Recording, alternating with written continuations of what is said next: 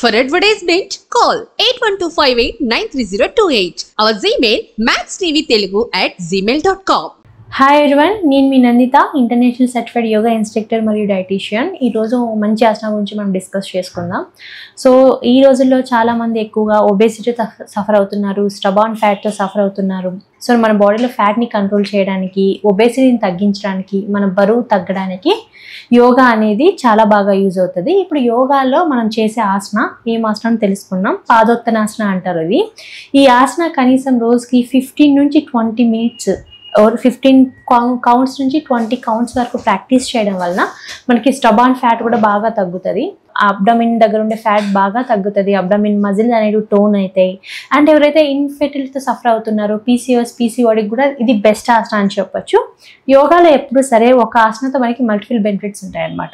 ఇప్పుడు మనం చేసే ఆసనతో మనకి ఫ్యాట్ రిడక్షన్ ఉంటుంది, వెయిట్ లాస్ బాగుంటుంది, అండ్ దీంతో పాటు అబ్డమిన్ మజిల్స్ అనేటివి టోన్ అవుతాయి. అండ్ ఏంటంటే మనము యోగా ప్రాక్టీస్ చేసేటప్పుడు యోగాతో పాటు మనం తీసుకునే ఫుడ్ ఇంటేక్ ఎలా ఉందో కూడా చూసుకోవాలి.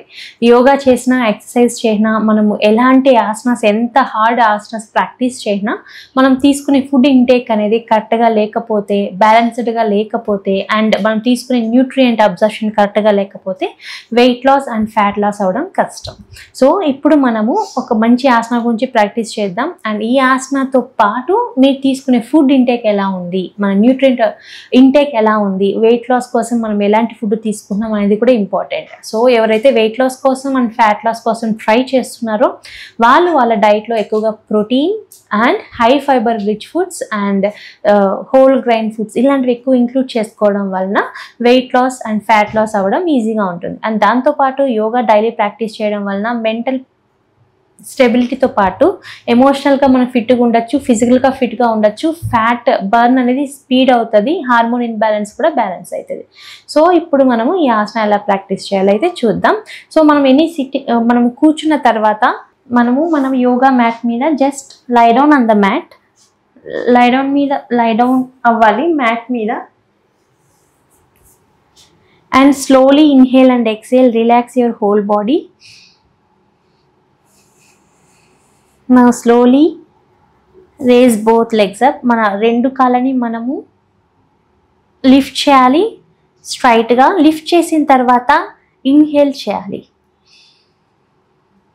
ఇన్హేల్ చేసిన తర్వాత ఎక్సేల్ చేసేటప్పుడు మన 2 లెగ్స్ని మనం వెరీ స్లోగా, హ్యాండ్స్ అనేది మనకి ఫ్లోర్ మీదే ఉండాలి, హిప్ అనేది కూడా ఫ్లోర్ మీదే ఉండాలి.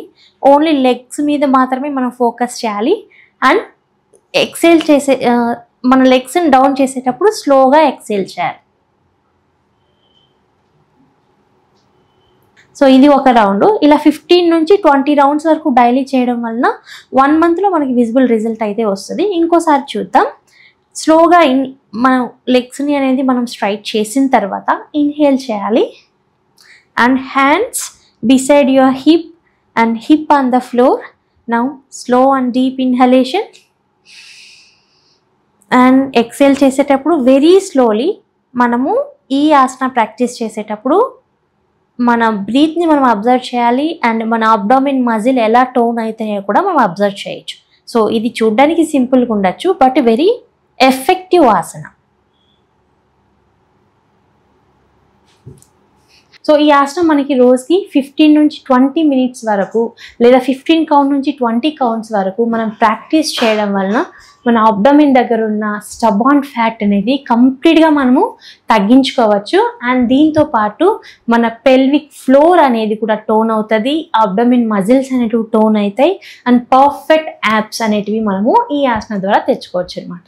సో ఈ ఆసనతో పాటు ఆల్రెడీ మనం ఎక్స్ప్లెయిన్ చేసినట్టు మనం తీసుకునే ఫుడ్ ఎలా ఉంది, మనం తీసుకునే ఫుడ్లో న్యూట్రియంట్స్ అనేటివి ఎలా ఉన్నాయి అనేది చాలా ఇంపార్టెంట్. సో ఎవరైతే వెయిట్ లాస్ కోసం అండ్ ఫ్యాట్ లాస్ కోసం ట్రై చేస్తున్నారో వాళ్ళు డెఫినెట్లీ వాళ్ళ డైట్లో high fibre, proteins and complex carbohydrates అంటే హోల్ గ్రెయిన్స్ ఇలాంటి ఫుడ్స్ ఇంక్లూడ్ చేసుకోవాలి. వాటర్ అనేది కరెక్ట్గా తీసుకోవాలి, బాడీని హైడ్రేట్ చేసుకోవాలి. అండ్ దీంతో పాటు కనీసం రోజుకి 30 మినిట్స్ నుంచి 40 మినిట్స్ వరకు యోగా ప్రాక్టీస్ చేయడం ద్వారా మనకు ఎమోషనల్గా అండ్ ఫిజికల్గా ఫిట్గా ఉండొచ్చు. సో ఈరోజు ఒక మంచి ఆసన గురించి తెలుసుకున్నాం కదా. ఇంకొక రోజు మరి మంచి ఆసనతో మళ్ళీ కలుద్దాం. అప్పటి వరకు నమస్తే.